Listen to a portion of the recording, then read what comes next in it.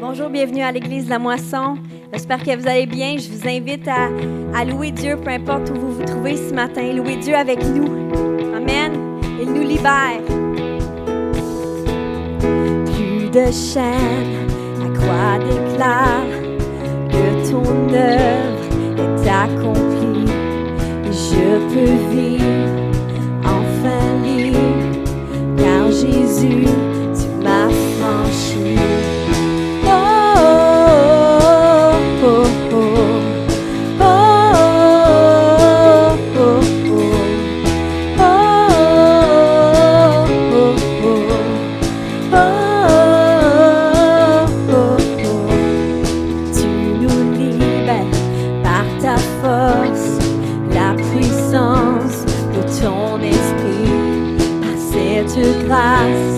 Je peux vivre, car Jésus, tu m'as franchi. Rien ne pourra m'arrêter, non, rien ne pourra me lier. Jésus m'a libéré, vraiment libéré. Je t'exalterai, de tout mon être te louerai. Et quelle que soit l'adversité, c'est toi qui as triomphé. Je t'exalterai, de tout mon être te louerai. Et quelle que soit l'adversité, c'est toi qui as triomphé, m'a libéré.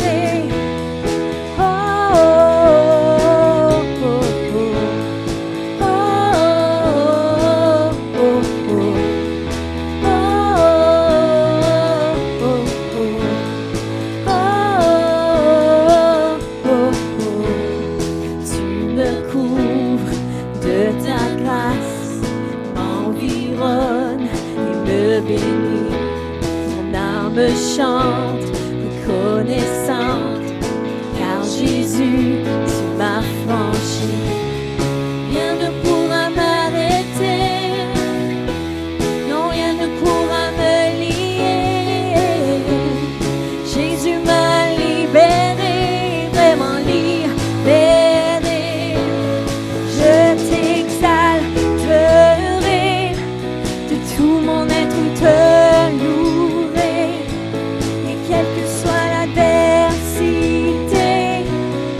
C'est toi qui as triomphé. Je t'exalterai, de tout mon être te louerai. Et quelle que soit l'adversité, c'est toi qui as triomphé, m'a libéré.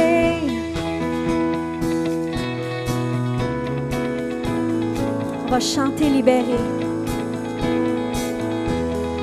Libérés, libérés, nous avons la victoire. Libérés, libérés, nous avons la victoire. Libérés, libérés, nous avons la victoire. Libérés, le croyez-vous? Libérés. Nous avons, je t'exalterai, de tout mon être te louerai. Et quelle que soit l'adversité, c'est toi qui as triomphé.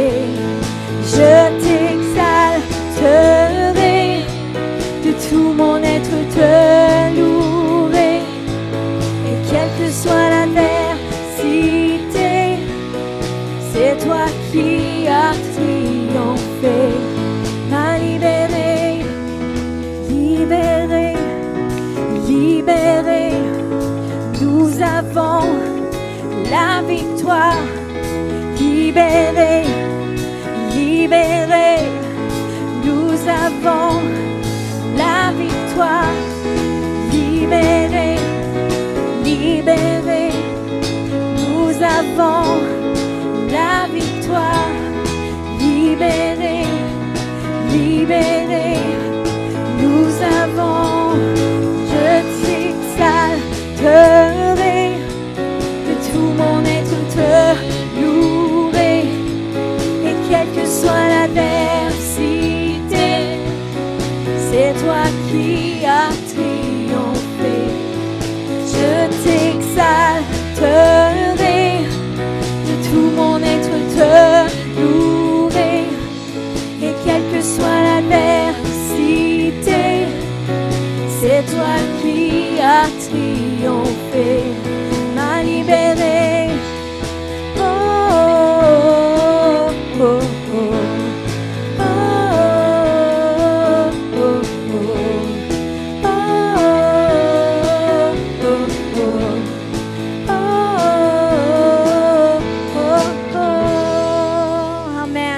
nous avons la victoire avec lui. Amen.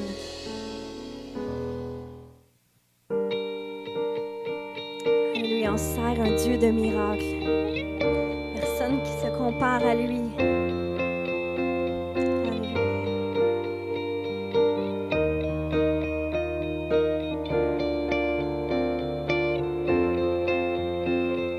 Tu transformas l'eau en vin, toucha les yeux de ta main, nul n'est comme toi, comme toi. Dans nos ténèbres tu brilles, tu nous redonnes la vie, nul n'est comme comme toi. Dieu admirable, inébranlable, ton nom surpasse toute puissance. Dieu de miracles, incomparable, oh Dieu, oh Dieu. Dieu admirable, inébranlable, ton nom surpasse toute puissance. Dieu de miracles, incomparable, oh Dieu, oh Dieu. Tu transformas l'eau en vin, toucha les yeux de ta main, il est comme toi, comme toi. Dans nos ténèbres tu brilles, tu nous redonnes la vie, il est comme toi, comme toi. Dieu admirable, inébranlable, ton nom surpasse toute puissance. Dieu de miracles, incomparable, oh Dieu, oh Dieu. Dieu admirable, inébranlable, ton nom surpasse toute puissance. Dieu de miracles, incomparable, oh Dieu, oh Dieu.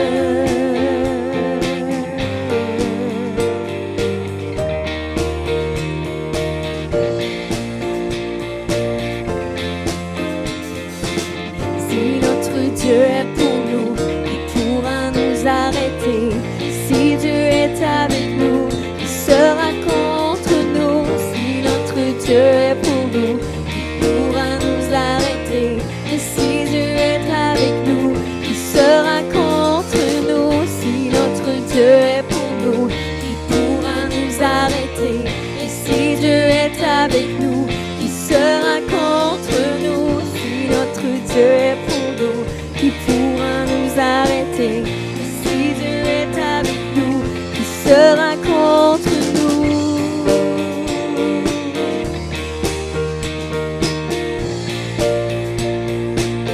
Qui sera contre nous?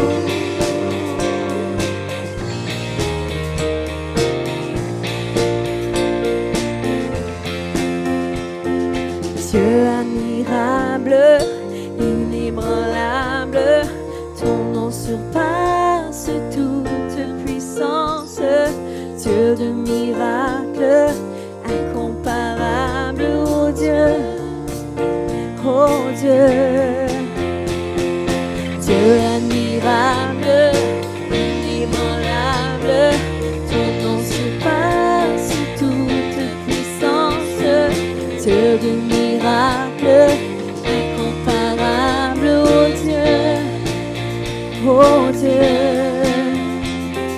Dieu admirable, inébranlable, ton nom surpasse toute puissance.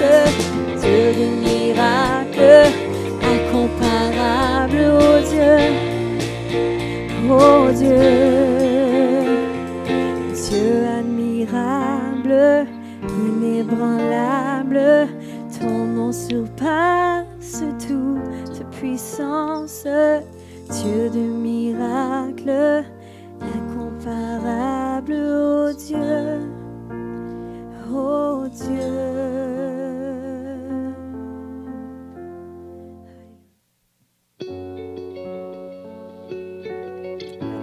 On va chanter Hosanna au Dieu très haut.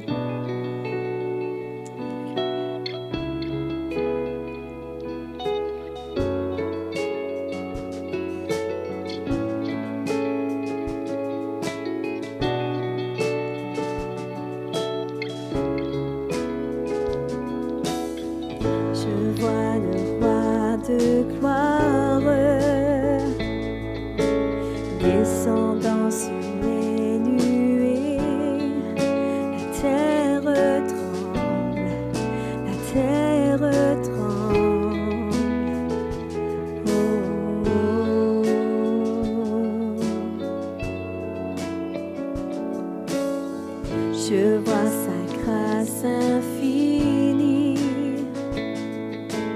effaçant tous nos péchés. Son peuple chante, son peuple chante. Hosanna, Hosanna, Hosanna au Dieu très haut. Hosanna, Hosanna, Hosanna au plus haut des cieux.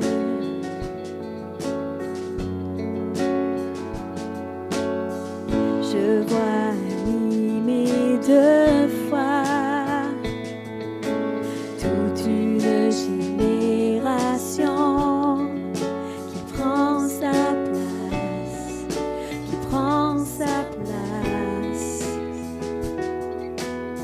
Je vois venir un réveil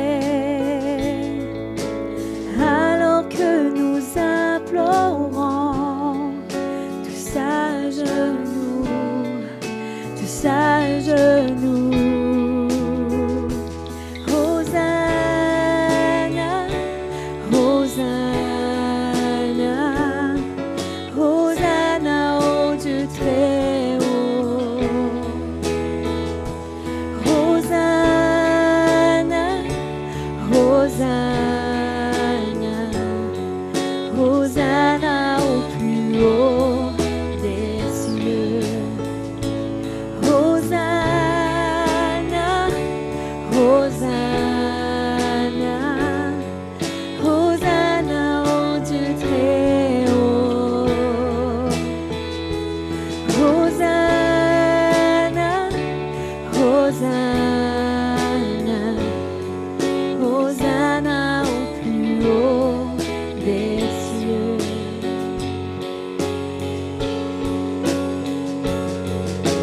Purifie, guéris mon cœur. Viens me révéler ce qui m'est caché. Montre-moi comment aimer que toi.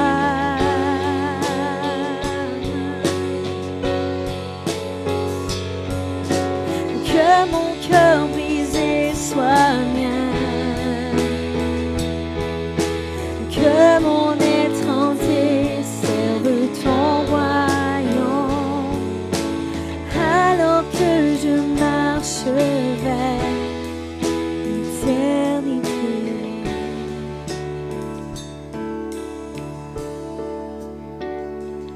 Hosanna, Hosanna, Hosanna au Dieu très haut. Hosanna, Hosanna, Hosanna au plus haut des cieux. Hosanna, Hosanna, Hosanna au Dieu très haut. Tu la gloire. Hosanna, Hosanna, Hosanna au plus haut des cieux. Hosanna, Hosanna, Hosanna au Dieu très haut. Hosanna, Hosanna, Hosanna au plus haut des cieux. Hosanna au plus haut des cieux. Hosanna au plus haut des cieux. Alléluia. À toi toute la gloire, Seigneur Jésus.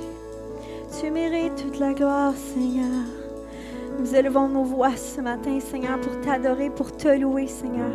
Toi seul mérites toute la gloire. Alléluia, Seigneur Jésus. Ton nom est merveilleux, Seigneur. Rien n'est impossible à toi, Seigneur. Peu importe ce que les gens peuvent traverser en ce moment, Seigneur. Ils ont juste à ouvrir leur cœur à toi, à te demander ce qu'ils ont besoin, Seigneur. Mais tu connais déjà nos cœurs, Seigneur. Tu vois déjà nos cœurs, nos besoins, Seigneur Jésus. Alléluia. Viens toucher les vies des gens, Seigneur. On a soif de toi. Alléluia, Jésus.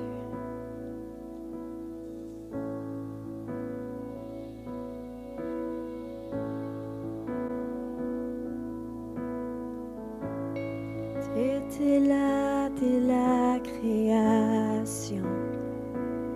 Fils unique du Dieu très haut. Les mystères de ta gloire révélés. En toi, Christ, notre Seigneur. Oh, ce nom est si merveilleux. Ce nom est si merveilleux. Le nom de Jésus-Christ, mon roi. Oh, ce nom est si merveilleux. Sa beauté est sans pareil. Oh, ce nom est si merveilleux. Le nom de Jésus. Tu n'as pas voulu les cieux sans. Alors Jésus, tu es venu. Ton amour a vaincu mon péché. Plus rien ne peut nous séparer. Oh, ce nom est si glorieux. Ce nom est si glorieux. Le nom de Jésus-Christ, mon roi. Oh, ce nom est si glorieux. Sa beauté est sans pareil. Oh, ce nom est si glorieux. Le nom de Jésus. Oh, ce nom est si glorieux. Le nom de Jésus.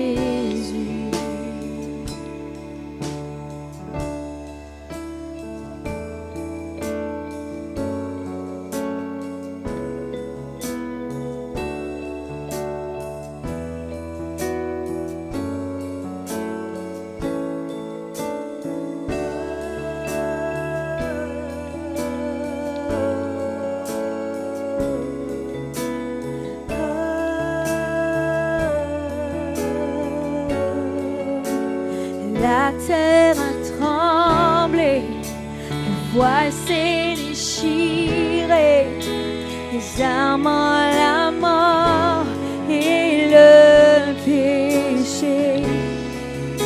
Les cieux chantent ta gloire, l'écho de ta victoire, car tu es le roi ressuscité. es sans rival, et tu es sans égal. Dieu, tu triomphes à tout jamais.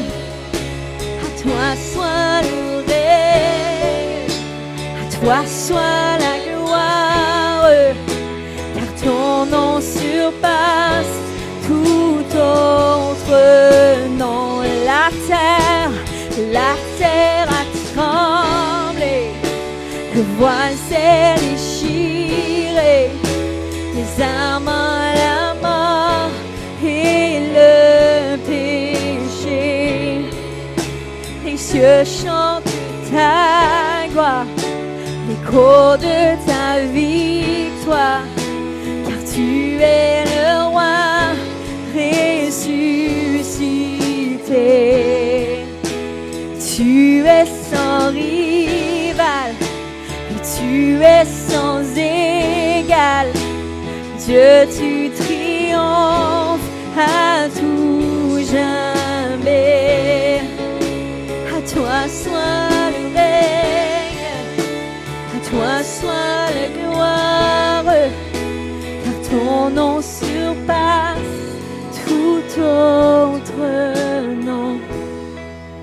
Oh, ce nom est victorieux, ce nom est victorieux, le nom de Jésus-Christ, mon roi.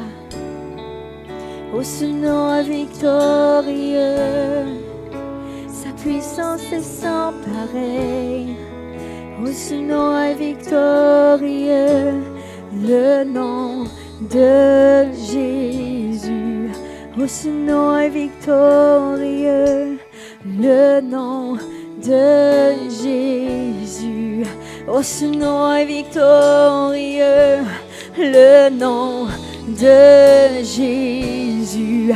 Oh, ce nom est victorieux, le nom de Jésus.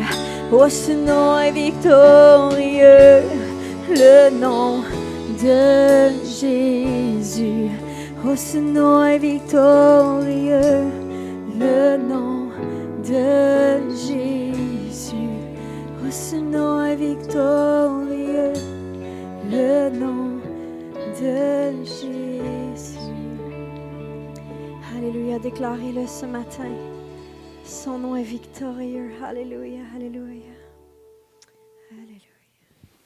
Bonjour et bienvenue ce matin à l'Église de la Moisson. J'espère que vous avez été bénis durant ce temps de louange et d'adoration. Si ça ne vous dérange pas trop, de juste prendre quelques instants et de se joindre avec moi dans un moment de prière. Seigneur, merci pour ta grâce. Merci pour tout ce que tu fais dans nos vies. Seigneur, tu es un bon Dieu, Seigneur. Tu prends soin de chacun d'entre nous. Seigneur, tu pourvois, tu protèges, tu nous conduis. Seigneur, tu nous guides jour après jour. Seigneur, sans toi, on ne peut rien faire, mais avec toi, Seigneur, tout est possible. Et Seigneur, je prie pour chaque personne, chaque famille qui sont présentement à l'écoute avec nous ce matin. Seigneur, je prie que tu puisses inonder leur maison, l'endroit où ils sont, leur salon, leur chambre, où ils sont en ce moment, de ta présence, de ta paix, de ta joie. Seigneur, on t'aime de tous nos cœurs, on t'apprécie, Seigneur. Et on vient ce matin avec un but et un but seul, c'est de élever ton nom, de te donner toute la gloire qui te revient, Seigneur. Dans le nom de Jésus, je prie. Amen. Amen. Soyez encore une fois le bienvenu. J'espère que vous avez été bénis par ce louange qui a été, on a pris les dernières quelques semaines des louanges qui ont été préenregistrées il y a un certain temps, pour donner aussi une certaine pause à nos équipes de louanges.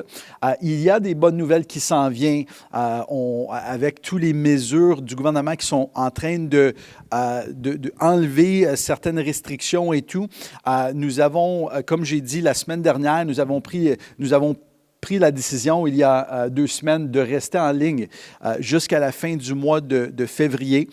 Pour l'instant, nous allons conserver ce position-là, mais à la fin du mois, fait que le dernier dimanche du mois de février, je vais faire l'annonce pour comment que nous allons procéder pour la réouverture pour le mois de mars ici à l'Église. Fait que restez branchés avec nous pour les annonces qui vont venir dans les prochaines semaines à cet égard. Et aussi, juste quelques annonces, et je veux juste me répéter. Je sais que la semaine passée, j'ai fait un appel à l'unité.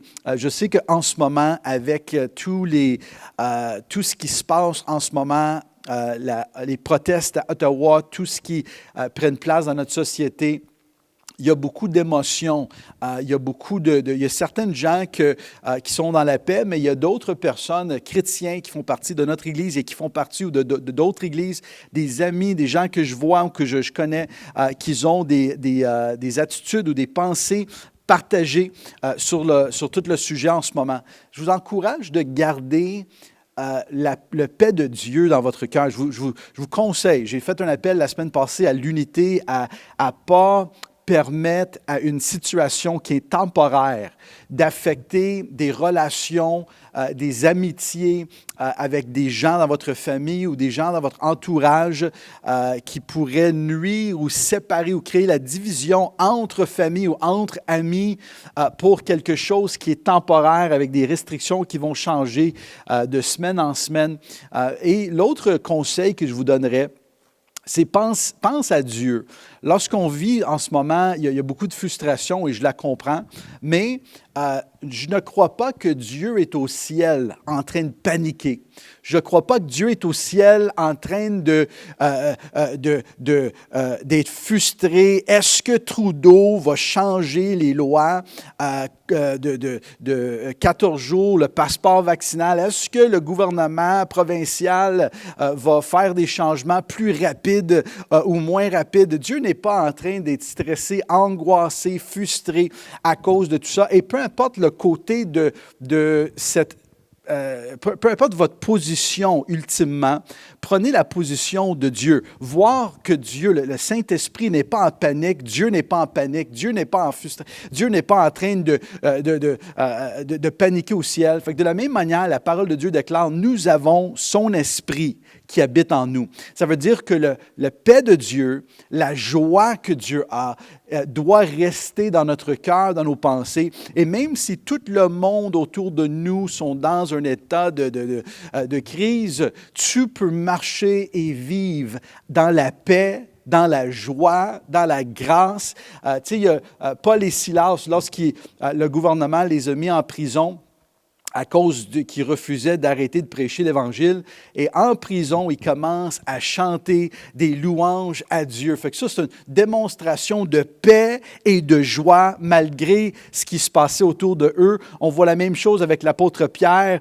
Il se fait mettre en prison. Il s'en allait le lendemain. Il allait le tuer. Et la Bible dit que Pierre dormait tellement durement. Pierre dormait que même l'ange qui est rentré dans la cellule, la lumière qui brillait, l'ange était obligé de frapper Pierre pour le réveiller parce qu'il dormait tellement bien. Dieu ne veut pas que tu vis dans ces moments avec la frustration, l'angoisse, l'agressivité dans ton cœur. Fais confiance au Seigneur et aie la même perspective de Dieu, aie le même cœur et le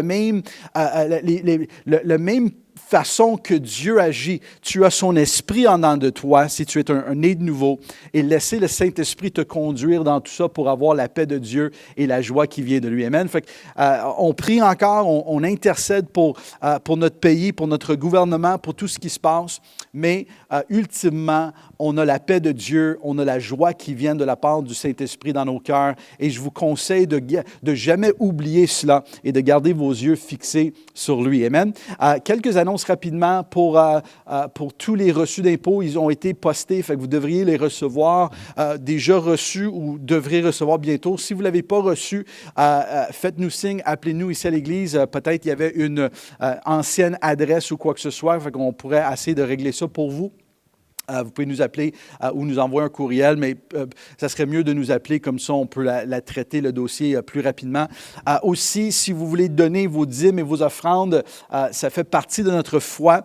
On croit que tout ce que nous avons appartient à Dieu et lorsqu'on donne, on est en train de donner une offrande de remerciement, dire Seigneur, je reconnais que tout ce que j'ai, la respiration dans mon cœur, dans mes poumons, la vie que j'ai, la force que j'ai, t'appartient et à cause que tu m'as donné la vie. Et Seigneur, je te donne, je donne financièrement pour l'avancement du royaume. Fait que ceux qui veulent donner, vous pouvez aller sur notre site. Il y a 2 manières de donner sur le site Internet, église-de-la-moisson.ca, ou vous pouvez le faire par la poste, ou vous pouvez le faire aussi en venant. Il y a certaines personnes qui voulaient venir en personne durant la semaine juste pour nous voir, nous saluer, puis aussi donner leurs dîmes ou leurs offrandes. Fait que peu importe la façon que vous préférez le faire, vous pourriez le faire. Quelques annonces. On a toujours tout ce qui se passe en termes de mercredi soir, les Zooms avec Pasteur Bruno, les ISOM sur Zoom, les mercredis soirs qui sont une mercredi soir, les cours bibliques, une mercredi soir, les Zooms de Pasteur Bruno. Ça continue pour les prochaines semaines et prochains mois. Aussi, la jeunesse va rester pour les prochaines semaines en ligne aussi sur Zoom, les vendredis soirs à 19h30. Et une dernière annonce, si vous n'avez jamais été, je sais qu'il y a déjà quelques personnes qui nous ont demandé, qui veulent se faire baptiser dans l'eau. Si vous avez pris la décision de donner votre vie à Jésus, de marcher avec lui, ou peut-être vous avez déjà été né de nouveau, vous avez rétrogradé dans votre vie chrétienne et vous avez reconsacré votre vie à Jésus et que vous avez ce désir dans ton cœur de te refaire baptiser, pour te faire baptiser dans l'eau, nous désirons le mois d'avril faire un autre baptême dans l'eau. Fait qu'on vous demanderait d'y aller sur notre site ou sur l'application de l'Église pour vous inscrire. Si vous n'avez pas accès, si vous n'êtes pas capable ou vous ne trouvez pas les liens ou c'est trop compliqué, vous pouvez aussi également tout simplement nous appeler ici à l'Église et on va inscrire votre nom, vos informations pour se faire baptiser le mois d'avril. Fait que si c'est pour vous, si le Saint-Esprit travaille dans votre cœur à ce niveau-là, laissez-nous savoir, appelez-nous ou tout simplement vous inscrire sur notre site ou sur l'application. Amen. Fait qu'avec ça dit, on va rentrer ensemble dans la parole de Dieu ce matin. On continue un 3e message sur le sujet de la royaume de Dieu. Fait que si vous avez vos Bibles, je vous encourage d'aller les prendre. C'est beau d'être capable de souligner, d'écrire, de lire de vous-même les passages bibliques, et spécialement quand c'est moi qui lis en français, c'est bien que vous lisez de vous-même, parce que ça se peut que je massacre quelques mots dans la langue française, mais je fais mon mieux. Je suis un anglophone qui fait de mon mieux. Juste avant de faire l'enregistrement, ce matin, on a eu une conversation ici avec l'équipe justement sur la beauté de la langue française et aussi comment des fois que ça peut être un peu difficile à prononcer certains mots. Mais vas-y avec moi en Matthieu chapitre 13. Matthieu chapitre 13, verset 44 au verset 46. Ce matin, il y a 2 semaines, on a parlé de cette pensée où ce que Jésus a dit « Repentez-vous, car le royaume des cieux est proche ». La semaine passée, on a parlé de cette déclaration de Jésus à ses disciples, comment prier lorsqu'ils disent que ton règne vienne et que ta volonté soit faite sur la terre et dans les cieux. Vous pouvez aller les écouter, les 2 messages. Mais ce matin, j'aimerais ça parler de les paraboles. Cette semaine et la semaine prochaine, nous allons rester en Matthieu chapitre 13 et nous allons parler en gros de ces 7 paraboles que Jésus a dit concernant le royaume de Dieu. Mais ce matin, on va regarder 2 ensemble. Matthieu chapitre 13, verset 44 au verset 46. Ça dit, « Le royaume des cieux ressemble encore à un trésor caché dans un champ. L'homme qui l'a trouvé le cache et dans sa joie, il va vendre tout ce qu'il possède et il va acheter le champ. » Verset 45. « Et le royaume des cieux rassemble encore à un marchand qui cherche des belles perles. Lorsqu'il a trouvé une perle de grande valeur, il allait vendre tout ce qu'il possède et il va l'acheter. » Seigneur, merci pour ta parole, merci pour ta grâce, merci pour le fait, Seigneur, que tu prends soin de nous. Seigneur, je prie que tu puisses me donner la sagesse, Seigneur, la capacité ce matin de déclarer ce que tu désires pour tes enfants. Et Seigneur, je prie que tous ceux qui sont à l'écoute ce matin peuvent recevoir une semence qui vient de toi, Seigneur, qu'on puisse grandir en toi, dans ta parole. Dans le nom de Jésus, je prie. Amen. Ici, on voit deux paraboles où ce que Jésus va essayer d'expliquer à ses disciples qui sont là, et pas juste les disciples, mais il y a la foule de gens qui sont autour de lui, le comment, la façon que le royaume, il va donner des illustrations pour expliquer c'est quoi le royaume de Dieu et ça rassemble à quoi. Et ici, on voit deux pensées intéressantes. Il dit le royaume des cieux ressemble à un trésor caché dans un champ. Et le deuxième parabole, deuxième image que Jésus va donner, c'est comme un homme qui recherche des belles perles. Et dans les deux cas, il va dire, lorsque cet homme va trouver le trésor ou il va trouver le perle précieux, il va tout vendre ce qu'il possède. Il va vendre toutes les autres possessions qu'il a pour aller acheter où le terrain où le trésor est, ou pour aller acheter cette perle. Et que Jésus va donner cette image, si on veut dire, du royaume de Dieu. Dans quelques instants, je veux parler de ce que Jésus voulait dire, de comment qu'on peut interpréter ce que Jésus a dit lorsqu'il parlait de ces deux exemples du royaume des cieux. Mais avant, j'aimerais ça parler un peu de c'est quoi une parabole et pourquoi est-ce que Jésus parlait lorsqu'il expliquait le royaume des cieux. Pourquoi est-ce que Jésus a choisi la méthode de parabole au lieu de juste dire directement, clairement ce qu'il voulait dire en termes du royaume? Pourquoi parler en images, en histoires qui peuvent être compris de différentes façons? Et dans le même chapitre, Matthieu chapitre 13, verset 10 au verset 12, on voit que les disciples vont poser la question ici à Jésus, et les disciples s'approchèrent et lui dirent, « Pourquoi leur parles-tu en parabole? » Et Jésus leur répondit, « Parce qu'il vous a été donné à vous de connaître les mystères du royaume des cieux, mais qu'à eux, ce n'a pas été donné. » En effet, verset 12, « On donnera à celui qui a, et il sera dans l'abondance, mais à celui qui n'a pas, on enlèvera même ce qu'il a. » C'est intéressant ici parce que Jésus va répondre clairement à leur question de pourquoi ils parlent en parabole. Et la réponse que Jésus donne à ses disciples, c'est il dit, c'est à vous de comprendre. Ça a été donné à vous de comprendre, mais pas à eux. Première chose qu'il dit. Deuxièmement, il dit, en plus de ça, il dit, on va prendre de celui qui n'a pas et on va le donner à celui qui l'a, pour qu'il aille dans l'abondance. Il y a un peu une sensation d'injustice dans ce que Jésus va dire. Pourquoi qu'on prendra, on donnera à celui qui est dans l'abondance, mais celui qui n'a pas, on enlèvera même ce qu'il a. C'est un peu comme Jésus qui dit, c'est pas à tout le monde de comprendre ce que je suis en train de dire, mais à vous, en parlant aux disciples, à vous, ça a été donné à comprendre. Pourquoi? Les disciples à qui Jésus adressait, les 12 disciples, ils ont chacun d'entre eux ont pris la décision de tout laisser pour suivre Jésus. Jésus va dire, à vous, ça a été donné le don, le droit de comprendre et de connaître. Mais aux autres, ils n'ont pas le même droit.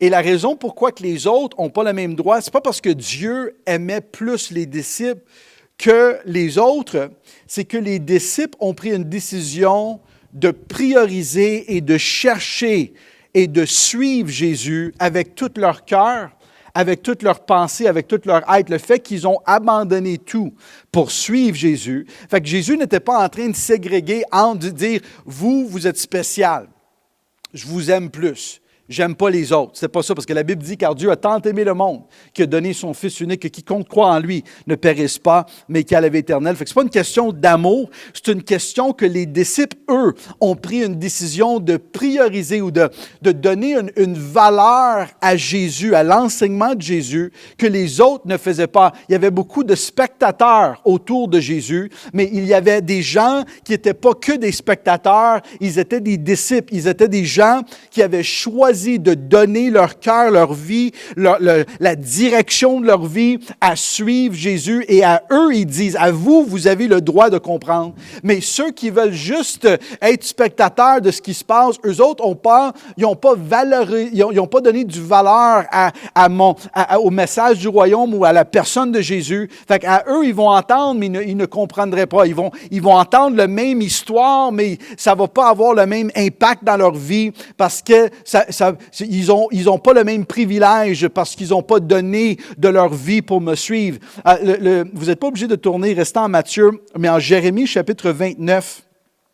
Jérémie chapitre 29, verset 13, qui nous dit « Vous me chercherez et vous me trouverez parce que vous me cherchez, vous me cherchez de tout votre cœur. » Qu'on a cette promesse de la part de Dieu. Lorsque tu cherches Dieu avec tout ton cœur, avec tout ton être, avec toutes tes pensées, lorsque tu priorises une relation avec le Seigneur, lorsque tu dis, Seigneur, toutes les autres choses dans ma vie sont correctes, sont bien, merci pour le privilège que nous avons, merci pour les bénédictions que nous avons, merci pour les relations, les amitiés, les gens autour de moi, merci pour ma famille, merci pour l'Église, les frères et les sœurs, merci pour tout ce que tu nous donnes. Mais Seigneur, ultimement, ma vie est abandonnée à toi pour te suivre, pour avoir une relation intime et personnelle avec toi. Lorsque votre désir de vie et de chercher Dieu de tout votre cœur, Dieu nous promet en Jérémie et Dieu nous promet à travers du ministère de Jésus et même dans le livre de Jacques, la même chose. Lorsque nous allons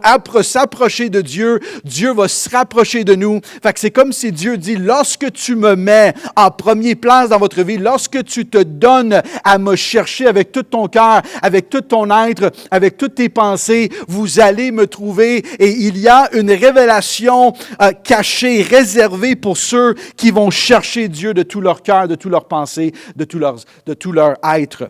Tu sais, dans le monde, en ce moment, on va donner une valeur à des choses qui sont dures à trouver. Et on va diminuer la valeur dans des choses qui sont faciles ou qui sont partout. On va pas donner une grande valeur à des feuilles qui poussent sur des arbres parce qu'il y en a beaucoup de feuilles, ils sont faciles à avoir, mais on va donner beaucoup de valeur à des diamants ou à de l'or ou de l'argent parce que c'est des choses qui sont plus rares, ils sont plus durs à avoir et à cause que c'est plus rare et plus dur, on va donner une valeur plus grande à ces choses-là. Et si vous donnez dans votre cœur aucune valeur à une relation avec Dieu, si pour vous, il y a zéro valeur à lire la parole de Dieu, si pour vous, dans votre cœur, il n'y a aucune valeur à connaître Dieu et avoir une relation avec lui, mais tu dévalorises Dieu, tu dévalorises une relation avec lui, et il y a toute une plénitude, il y a tous les mystères du royaume que Dieu voudrait te révéler, cet aspect de connaître Dieu, une révélation qui vient seulement lorsque tu vas valoriser une relation avec le Seigneur et tu vas prendre une décision de dire, pour moi, pour ma famille, pour ma vie, on cherche Dieu. Dieu, tu es le premier, tu es la tête de notre famille, tu es la tête, le roi de ma vie et je te suis avec tout mon cœur. Lorsqu'on parle de parabole, pourquoi que Jésus parlait en parabole? C'était pour cacher certaines révélations, pour permettre seulement à ceux qui cherchent vraiment le cœur de Dieu, qui cherchent vraiment de donner leur vie au Seigneur avec tout leur cœur, avec toute leur pensée. Jésus qui dit en Matthieu chapitre 6, verset 33, qui dit « Recherchez d'abord le royaume et la justice de Dieu, et tout cela vous sera donné en plus. » Et aussi en Matthieu, je sais que ce n'est pas dans les... je vous avais ajouté un verset et j'ai oublié de vous dire en arrière, mais Matthieu chapitre 22, de verset 37 au 40, Jésus qui dit « Tu aimeras le Seigneur ton Dieu de tout ton cœur, de toute ton âme et de toute ta pensée. Et c'est la première commandement et c'est la plus grande. » C'est la première commandement et c'est la plus grande. Fait qu'on parle ici, Jésus qui nous donne cette perspective de chercher Dieu de tout notre cœur, de toute notre être, de toutes nos pensées. Et dans un monde actuel, beaucoup de prédicateurs, beaucoup d'enseignements bibliques se tournent autour de les 10 façons d'avoir une attitude positive ou les 12 manières d'avoir un meilleur mariage ou les 13 étapes pour avoir du succès en entreprise ou quoi que ce soit. Et il n'y a rien de mal avec des enseignements, avec des principes pour améliorer ta vie, mais dans la vie, comme croyant, on est appelé à prioriser, à valoriser une relation avec Dieu plus que tous les autres choix, toutes les autres choses autour de nous. Jésus, en d'autres passages que vous connaissez, d'ailleurs en Matthieu, Matthieu chapitre 13, je l'ai-tu ici, où ce que Jésus qui va parler que, Matthieu chapitre 10, versets 37 et 38, où ce que Jésus qui va dire, « Celui qui aime son père et qui aime son mère plus que moi n'est pas digne de moi. Et celui qui aime son fils ou sa fille plus que moi n'est pas digne de moi. » Verset 38, « Celui qui ne prend pas sa croix et qui me suive n'est pas digne de moi. Celui qui conservera sa vie va la perdre et celui qui va la perdre sa vie à cause de moi la retrouvera. » Qu'on a c'est des enseignements de Jésus qui sont très durs des fois à emballer pour certaines personnes, mais lorsqu'on parle d'une relation avec le Seigneur, on doit la valoriser plus que n'importe quoi. Si vous voulez comprendre vraiment les mystères du royaume de Dieu, si vous voulez avoir une révélation de Dieu, de son amour, de sa grâce, de sa grandeur, ça prend un pas de foi où ce que tu valorises cette relation, ce que tu dis, moi, je vais prendre le temps à tous les jours dans la parole de Dieu, dans la prière, dans la louange, dans l'adoration, écouter des messages qui m'encouragent dans la foi. Ça va prendre une décision de marcher avec Dieu. Et j'ai comme si l'impression dans notre prospérité, dans notre vie actuelle, où ce que nous avons relativement tout ce que nous désirons d'une manière assez facile en ce moment, que nous avons un écart de différence entre les disciples lorsque Jésus amenait ce penser à eux et notre vie actuelle, où ce que Dieu nous appelle à se consacrer. Dieu nous appelle à prioriser une relation avec lui au-delà de tout ce qui se passe, au-delà de même nos amitiés, notre famille autour de nous. Ce qu'on dit, Seigneur, tu es en première place dans ma vie. Seigneur, je veux vraiment te suivre. Et je comprends que c'est pour ça que c'est pas toute l'Église, c'est pas tous les gens qui se disent chrétiens, c'est pas tous les gens qui vont à l'Église, qui sont réellement des disciples. Mais je vous lance un défi, je vous lance un encouragement et un défi au même moment ce matin, de prendre une décision. Peut-être tu as délaissé les choses de Dieu, peut-être tu as rétrogradé, peut-être tu as mis de côté toutes les choses que tu faisais avant, quand tu étais jeune chrétien et tu avais hâte de lire la parole, tu avais hâte de prier, tu avais hâte de prendre des temps dans la présence du Seigneur, et au fur des années, tu as perdu ce désir, perdu cette passion, perdu cette amitié, cet amour pour prioriser cette relation avec le Seigneur. Je vous encourage, je vous mets au défi de prendre une décision et dire, Seigneur, à partir d'aujourd'hui, je me reconsacre à toi, je veux vivre pour toi, je veux avoir une relation intime avec toi, comme j'avais auparavant. Lorsque tu lisais des versets, il y avait un temps dans votre vie, peut-être que tu lisais quelques versets et ça touchait ton cœur et ça te faisait pleurer. Il y avait des larmes aux yeux du Seigneur. Merci pour ta parole. Merci pour ton encouragement. Merci pour ta correction, Seigneur. Et avec les années, le cœur qui s'endurcit ou la vie qui s'éloigne tranquillement de Dieu. Et je fais un appel à notre Église de se reconsacrer, dire, Seigneur, que nous restons enflammés pour toi, en amour avec toi, que ta parole peut comme un épée à double tranchant, peut percer nos cœurs, qui peut toucher nos vies, et que nous soyons passionnés pour servir Dieu. Et d'ailleurs, la raison pourquoi que Jésus parlait en parabole, c'est parce qu'il voulait réserver ce trésor du message du royaume pour ceux qui allaient décider de se consacrer entièrement à lui et de suivre Jésus de tout leur cœur. Matthieu chapitre 13, versets 44-46, les deux paraboles ici, il dit « Le royaume de cieux rassemble encore un trésor caché dans un champ. L'homme qui le trouve vend tout ce qu'il possède pour acheter le champ Et le royaume des cieux ressemble encore à un marchand qui cherche des belles perles. Lorsqu'il a trouvé une perle de grande valeur, il va aller vendre tout ce qu'il possède pour aller acheter ce terrain. Fait que qu'est-ce que ça veut dire? C'est quoi que Jésus voulait nous communiquer dans ces paraboles? Une chose qui est importante à souligner lorsqu'on pense, ou d'ailleurs lorsqu'on lit tout le chapitre 13 de Matthieu, lorsqu'on parle de les paraboles ici.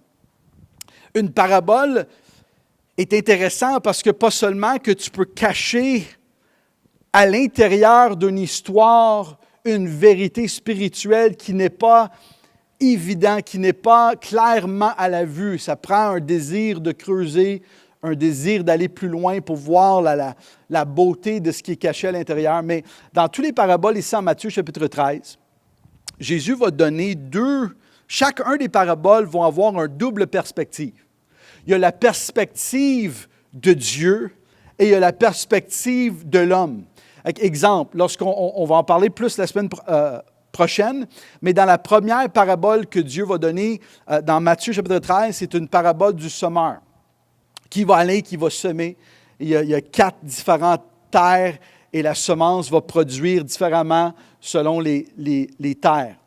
Et dans cette parabole, on voit la perspective ou la responsabilité de l'homme pour recevoir la parole de Dieu, la terre qui représente le cœur de l'homme, la semence qui est la parole de Dieu, le semeur, celui qui déclare la parole de Dieu. Mais on voit aussi la perspective de Dieu, que Dieu désire que les hommes peuvent marcher et expérimenter la bonté de ce qu'il a, qu'ils peuvent produire de fruits dans leur vie. Fait qu'on a la perspective de Dieu, mais aussi on a la responsabilité de les hommes. Et dans ces 2 paraboles qu'on a lues, Matthieu 13, 44 jusqu'au 46, le trésor caché dans le champ et une perle précieuse, on voit ce même double perspective, la perspective de l'homme et la perspective de Dieu.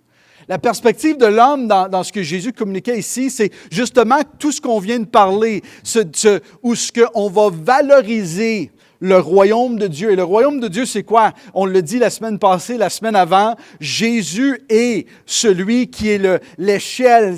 Jésus est la porte. C'est une relation avec lui qui nous donne accès au royaume de Dieu. Le message du royaume, c'est le message de l'Évangile, que Dieu est venu, qu'il est mort. Jésus est venu mourir pour nous à la croix, ressusciter d'entre les morts, et une relation avec lui nous ouvre la porte à comprendre et à vivre dans le royaume des cieux. Fait que le premier aspect à cette parabole, c'est l'aspect que nous, on doit, dans notre vie, prioriser le royaume de Dieu comme un trésor ou comme une perle précieuse, avec une valeur qui vaut plus que toutes les autres choses que nous possédons. Et d'ailleurs, on l'a lu en Matthieu chapitre 10, versets 37 et 39, Jésus qui dit, « Si vous m'aimez, si vous avez vos pères, mères, vous n'êtes pas dignes de moi, fils ou filles plus que moi, vous n'êtes pas dignes de moi. » Celui qui prend sa croix et qui me suit, celui qui ne prend pas sa croix et qui ne suit pas n'est pas digne de moi. Et celui qui veut conserver sa vie la perdra.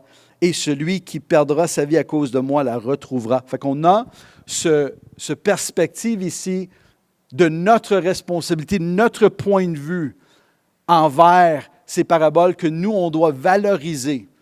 Le royaume de Dieu. Le royaume de Dieu, c'est une relation avec Jésus. C'est Jésus qui est venu amener le royaume de Dieu. Une relation avec lui, c'est ce qu'on doit vivre. Jésus est venu pour nous sauver. Jésus est venu pour nous racheter. Jésus est venu pour nous restaurer. Et nous avons tout accès par une relation avec Jésus-Christ. L'apôtre Paul, qui a donné sa vie pour prêcher le message de l'Évangile à tous les endroits où il allait, et son message était toujours le même.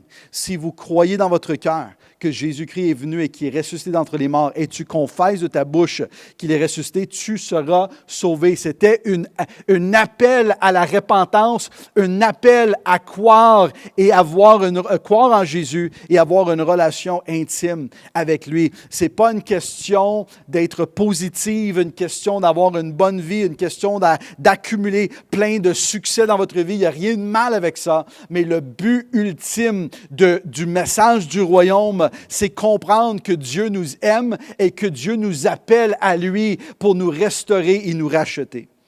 Et si tu ne valorises pas l'acte que Jésus a fait à la croix, si tu ne valorises pas la parole de Dieu, pour toi, ça va rester une religion, une club sociale. Et à tous les fois que vous allez faire des choses pour le Seigneur, ça va être un fardeau, ça va être dur, ça va être pénible, parce que tu ne le fais pas à travers d'un amour ou ce que tu valorises une relation avec le Seigneur, mais tu le fais plutôt pour une religion, peut-être parce que les gens autour de toi, la famille, les amis, ça fait 20 ans, 30 ans que vous allez à l'Église, et vous le faites à cause que c'est votre religion, votre croyance, au lieu de le faire parce que vous êtes enflammé, complètement en amour avec le Seigneur, et tu désires la présence de Dieu et une relation avec lui plus que toute autre chose dans ce monde. Mais la deuxième manière qu'on peut interpréter cette parabole, ce n'est pas juste de la perspective de l'homme à valoriser le royaume des cieux, le royaume de Dieu, mais c'est aussi de la perspective de Dieu. Et la perspective de Dieu, c'est exactement ce que Dieu nous demande de faire envers lui. Dieu, il le fait envers nous. La parole de Dieu dit que Jésus est descendu et qu'il a donné sa vie. Il est mort d'une manière horrible. Il a été fouetté, il a été battu. Ils ont arraché la barbe de son visage. Ils ont mis un couronne d'épines sur sa tête. Ils l'ont cloué à un croix. Il y a un soldat romain qui a percé son côté avec son lance. On a tout cette horrible scène de la crucifixion. Et Jésus a fait tout cela parce qu'il valorisait l'humanité et les hommes et les femmes. D'ailleurs, lorsque Jésus parle ici et il dit un homme qui trouve un trésor dans un champ et qui vend tout ce qu'il possède pour acheter le champ, ou un homme qui trouve un perle précieux et qui vend tout ce qu'il possède pour acheter la perle précieuse, Jésus parlait de lui-même. Lui-même est venu, il a donné, il a tout abandonné au ciel, il a tout délaissé pour venir sur cette terre comme un homme, pour acheter, pour nous racheter, pour nous démontrer son amour qu'il avait pour nous. Et d'ailleurs, cette action que Dieu a faite, cet amour que Dieu a fait a été prophétisé à travers de l'Ancien Testament, à travers de beaucoup d'histoires, mais il y en a une qui est flagrant. C'est une histoire qui dans le livre de Osée. Osée, chapitre 3, verset 1. Vous pourriez lire chapitre 1 et 2 et 3 quand vous allez avoir quelques instants, mais juste pour aller rapidement, parce qu'il ne me reste pas longtemps ce matin. Mais dans le livre de Osée, on voit l'histoire d'un prophète où ce que Dieu va lui demander de prendre comme épouse une femme qui travaille comme prostituée. Et il va finalement faire ce que Dieu lui demande de faire. Il va l'épouser. Ils vont avoir des enfants ensemble. Mais finalement, son épouse va lui finalement, la tentation de revenir dans son ancienne vie va être plus dure, le désir va être trop attirant pour elle. Finalement, la Bible dit qu'elle va le délaisser, elle va aller avec d'autres hommes, elle va le tromper, elle va laisser lui et ses enfants tout seuls. Et finalement, elle se retrouve comme un esclave à cause qu'elle n'avait plus d'argent et tout dans ces temps-là. Fait qu'elle se retrouve comme un esclave. Et là, elle va se mettre, quelqu'un va la vendre, elle va se faire mettre à vendre. Et Dieu va parler au prophète. Après avoir entendu que son épouse va être vendue comme esclave, Dieu va dire, et à Osée chapitre 3, versets 1 et 2, Dieu va dire d'aller, de la racheter et de payer pour elle. Et Dieu qui dit de la même manière que moi, l'Éternel, j'aime la nation d'Israël. De la même manière, Dieu utilisait la vie de Osée pour aller racheter son épouse qui l'a délaissée, qui l'a trompée, qui l'a abandonnée avec ses enfants. Et là, maintenant, elle était vendue comme un esclave. Et la Bible dit, même le montant, en verset 2, que Osée est allé pour 15 pièces d'argent et 330 litres d'orge. La Bible dit que cette prophète est allé racheter son épouse. Et ça, c'est une image de ce que Jésus a fait pour nous. La Bible dit que l'homme était séparé de Dieu. Le péché nous a séparés de Dieu. La corruption qui a été inondée sur cette terre à cause du péché a affecté chacun d'entre nous. L'orgueil, toutes sortes de péchés sexuels, toutes sortes de désirs, arrogantes, tout ça nous a affectés, nous a séparés de Dieu. Et dans l'amour de Dieu, Dieu qui nous voyait comme comme cette perle précieuse. Dieu qui nous voyait comme ce trésor caché dans le champ va tout abandonner, la divinité du ciel. Il va descendre parmi nous comme un homme. Il va souffrir. Il va être tué à la croix. Il va être ressuscité le troisième jour, justement pour nous racheter, pour payer le prix pour chacun d'entre nous. Pareil comme ce prophète Osée est allé acheter son épouse qu'il avait trompée, qu'il avait abandonnée. Et je veux vous dire ce matin, peut-être vous êtes loin de Dieu, ou peut-être vous avez fait des choses dans votre vie que vous sentez coupable, que Dieu ne peut pas pardonner. Je vous dis ce matin que Dieu veut vous... D'ailleurs, il a déjà payé le prix. Ils veulent te restaurer. Ils veulent que tu puisses avoir cette intimité avec lui. Il t'aime plus que Osée aimait son épouse parce qu'il est le roi des rois. La Bible dit que Dieu a un amour agapé qui n'est pas conditionnel sur les choses que tu as fait. Si tu fais que ouvrir ton cœur et accepter Jésus, accepter le pardon et la grâce de Dieu, la Bible dit que tu seras sauvé. Et l'apôtre Paul qui dit en 1 Corinthiens chapitre 6, verset 19 au verset 20, ça nous dit: Ne le vous savez pas que votre corps est le temple du Saint-Esprit et qui est en vous et que vous avez reçu de Dieu. Vous ne vous appartenez pas vous-même, verset 20, car vous avez été rachetés à un grand prix. Rendez donc le gloire à Dieu dans votre corps, dans votre esprit qui appartiennent à Dieu. Verset 20 qui dit, vous avez été rachetés d'un grand prix. Ça veut dire que Jésus est descendu et il a payé le prix.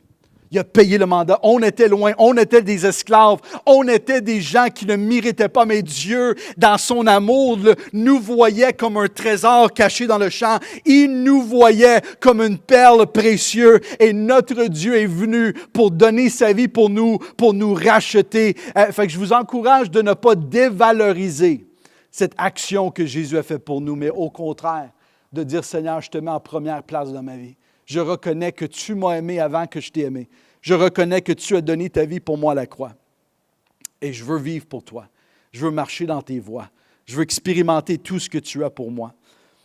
Et en terminant, Matthieu chapitre 13, la Bible nous parle ici de une dernière parabole ici qui dit dans le chapitre 13, qui dit « Le royaume des cieux ressemble encore à un filet jeté dans la mer. » Et qui ramène des poissons de toutes sortes. Et quand il est rempli, les pêcheurs le tirent sur le rivage, ils s'assoient, puis ils mettent dans un panier ceux qui sont bons et qui jettent ceux qui sont mauvais. Verset 49. Il en ira de même à la fin du monde. Les anges viendront séparer les méchants d'avec les justes et les jetant dans la fournaise de feu, où il y aura des pleurs et des graissements de dents. Jésus qui parle, il donne un avertissement. Le dernier parabole ici en Matthieu chapitre 13, c'est un avertissement qu'il y a un fin à notre vie. Chacun d'entre nous, nous vivons 80, 100 ans, peu importe votre âge, on ne sait pas la date de fin, mais un jour, chacun d'entre nous, notre vie sur cette terre va venir à un fin. Et on voit ici que Jésus va donner un avertissement. Il va dire qu'il va y avoir une séparation entre ceux qui sont justes et ceux qui ne le sont pas. Et la question, c'est comment je fais pour être juste et comment je fais pour... C'est quoi? Et lorsqu'on lit la parole de Dieu, on voit que la Bible dit que celui qui n'a pas connu de péché est devenu péché pour que nous, qui sommes pécheurs, nous pouvons devenir la justice de Dieu. La seule façon de devenir juste, la seule façon d'être sûr que lorsque vous allez prendre votre dernier souffle, la seule façon de vraiment avoir une assurance dans votre cœur, c'est de prendre une décision. Et la décision est simple, c'est de croire que Jésus est venu, qui est mort, qui est ressuscité d'entre les morts et donner ta vie à lui. Le fait, le geste d'accepter le paiement que Jésus a fait, cet geste te permet d'avoir une assurance que tu deviens un enfant de Dieu et que lorsque tu prends ta dernière souffle, que tu vas, la Bible dit, l'apôtre Paul qui dit d'être absent de ce corps et d'être présent avec le Seigneur. Dans quelques instants, dans quelques minutes, je vais faire un appel, comme je fais tous les dimanches. Parce que ultimement, ma responsabilité, Dieu ne m'a pas appelé comme prédicateur pour juste dire des histoires, pour encourager ou pour faire rire ou pleurer ou pour simplement éduquer des gens qui ça fait 40 ans que vous lisez la Bible et que vous connaissez peut-être plus des versets par cœur que moi ou d'autres. Ce n'est pas une question de juste plaire aux chrétiens qui sont là. Mon mandat, le mandat de tout croyant, de tout chrétien, c'est de proclamer l'Évangile partout dans ce monde pour voir des gens qui sont loin de Dieu revenir à Dieu. Dans quelques instants, je vais faire cet appel, mais je veux juste vous donner une dernière pensée. Souvent, maintenant, on ne va plus beaucoup au restaurant à cause que tout est fermé, mais dans le temps, quand on pouvait aller, quand on était avec un autre homme, souvent, il y avait toujours une question, qui paye la facture? Souvent, il y avait une chicane, qui paye? Moi, je paye. Toi, tu payes. Non, moi, je vais payer. Puis, à toutes les fois que quelqu'un décide de payer, souvent, quand je décide, non, laisse-moi payer, souvent, les gens allaient dire, mais tu sais quoi? Toi, tu vas payer la facture. Laisse-moi au moins payer le type. On a comme cette pensée que on ne veut pas que quelqu'un fait quelque chose pour nous sans que nous, on ne fait rien en retour. Fait qu'on a comme cette pensée de dire, je sais que toi, tu vas payer la facture, OK, c'est beau, mais laisse-moi au moins mettre le type.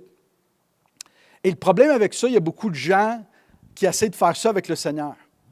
Oui, Jésus, je sais que tu es venu et tu as payé pour moi, tu as payé pour mon salut, mais laisse-moi au moins mettre le type sur ce que toi t'as payé. En voulant dire, laisse-moi faire de quoi de plus pour mériter de mon salut, de mériter de la justice, de mériter de la grâce. Mais la réalité, il n'y a absolument rien que nous pouvons faire pour mériter de la grâce de Dieu. C'est un don qui vient de Dieu et Jésus a déjà payé le prix en entier. Il n'y a pas de type à rajouter, il n'y a pas de taxe à rajouter sur la facture. Il a tout payé et la seule chose que nous sommes obligés de faire, c'est de dire, Seigneur, j'ouvre mon cœur à toi, je t'accepte comme mon Sauveur et Seigneur et prendre une décision de te consacrer à lui dans ton cœur, dans tes pensées, dans tout ton être. Et la parole de Dieu déclare, lorsque tu décides de donner ta vie à lui, tu seras sauvé et votre vie serait changée pour toujours. Pas seulement lorsque vous allez mourir, mais la Bible dit que vous allez avoir accès à toutes les promesses de Dieu. Amen. Je vous demanderai de juste fermer vos yeux, baisser vos têtes en ce moment partout ce que vous êtes. Et particulièrement si vous êtes loin de Dieu. Si vous êtes rétrograde ou si vous n'avez jamais donné votre vie à Jésus, je vous demande de prendre une décision ce matin qui va changer votre vie, qui va complètement changer la direction de votre vie sur cette terre et aussi pour l'éternité. Et c'est une prière, je vais vous demander de prier une prière avec moi, mais je veux préciser, comme je fais souvent, ce n'est pas ce prière qui sauve. C'est ta décision de donner ta vie à Jésus et de croire en lui qui te sauve. Et si tu questionnes, il y a des gens qui disent, « Ouais, mais moi, je questionne la réalité, je questionne, est-ce que Dieu est vrai? Est-ce que la parole de Dieu, est-ce que Jésus est vraiment venu? Est-ce que c'est vrai? » Mais je vous demande de mettre Dieu à l'épreuve. Tu sais, si c'est faux et tu l'acceptes et que tu dis, « Seigneur, révèle-toi à moi », mais c'est faux. Et tu vas expérimenter que c'est faux. Mais si c'est vrai que Jésus est venu, si c'est vrai qu'il est mort à la croix, si c'est vrai qu'il est ressuscité d'entre les morts, mets-les à l'épreuve et acceptons, prenons une décision de dire, Seigneur, j'ai besoin de toi. J'ai essayé de tous les bords, de tous les côtés, j'ai essayé de changer ma vie moi-même, mais je n'étais pas capable. Là, j'ouvre mon cœur à toi ce matin. Viens me transformer, viens me délivrer, viens m'aider parce que j'ai besoin de toi. J'aimerais ça te inviter à prier cette prière avec moi, dire, Seigneur Jésus, merci pour ta grâce. Merci pour le fait que tu es venu mourir pour moi à la croix. Je te demande de me pardonner de tous mes péchés. Et je te demande de venir habiter dans mon cœur par ton Saint-Esprit. Je te demande de me diriger. Je te demande de me transformer parce que je veux vivre pour toi. Je veux me consacrer à toi. Dans le nom de Jésus, je prie. Amen. Amen. Si vous avez prié cette prière pour la première fois ou si vous avez redonné votre vie à Jésus, laissez-nous savoir ici à l'Église. Appelle-nous, écrivons-nous. Je vous aime beaucoup. J'ai hâte à vous revoir, qui risque d'arriver dans les prochaines semaines, où on va être capable de se revoir en personne. Mais d'ici ce temps-là, soyez enveloppés dans la présence du Seigneur. Reçois la paix de Dieu et la joie de Dieu et rentre pas dans ce qui est autour de nous, toute la crise autour de nous. Restez en paix. Le Seigneur est en contrôle de votre vie, de notre vie, de l'avancement de son royaume et on lui fait confiance avec toute notre vie et Dieu va nous conduire dans des bonnes choses. Amen. Sois béni. On vous voit en ligne seulement la semaine prochaine et prenons quelques instants dans la présence du Seigneur avec un dernier chant d'adoration. Sois béni. T'étais là dès la création, Fils unique du Dieu très haut. Les mystères de ta gloire révélés, en toi Christ notre Seigneur.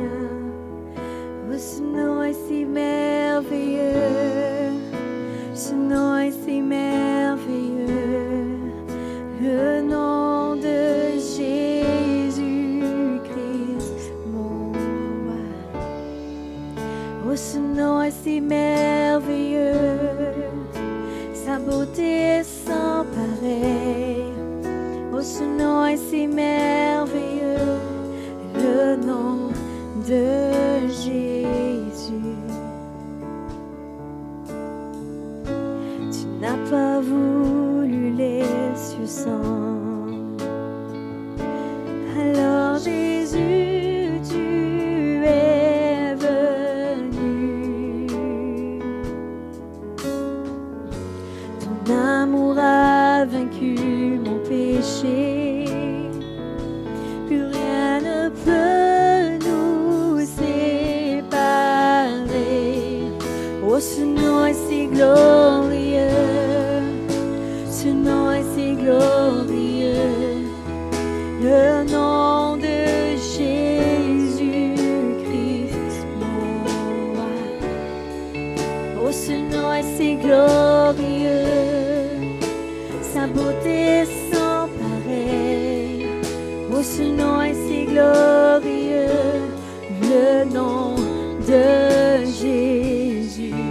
Oh, ce nom est si glorieux, le nom de Jésus.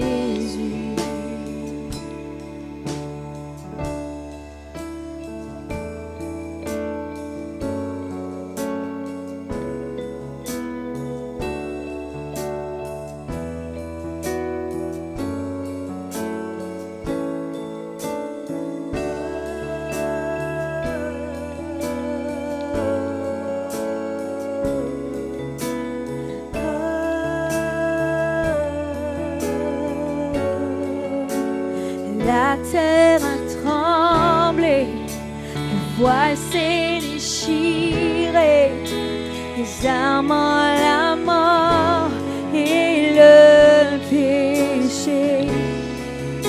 Les cieux chantent ta gloire, l'écho de ta victoire, car tu es le roi ressuscité.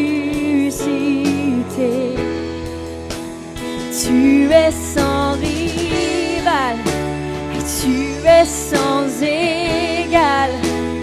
Dieu, tu triomphes à tout jamais. À toi soit le règne, à toi soit la gloire, car ton nom surpasse tout autre nom. La terre a tremblé, le voile s'est déchiré, les armes la mort et le péché. Les cieux chantent ta gloire, l'écho de ta victoire, car tu es le roi ressuscité. Tu es sans rival, tu es sans égal.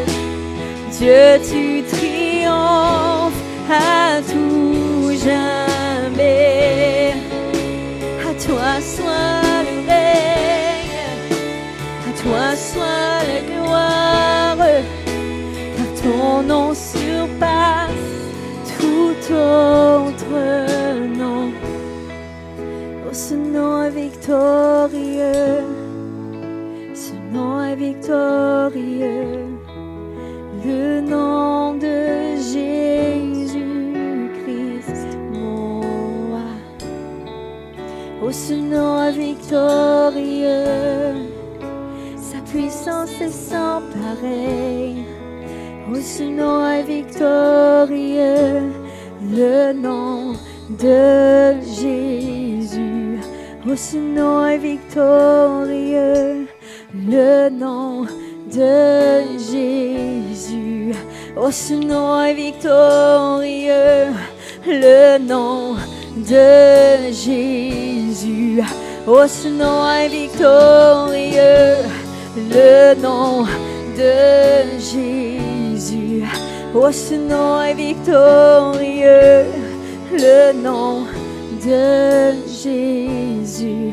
Oh, ce nom est victorieux, le nom de Jésus. Oh, ce nom est victorieux, le nom de Jésus. Alléluia, déclarez-le ce matin. Son nom est victorieux. Alléluia, alléluia.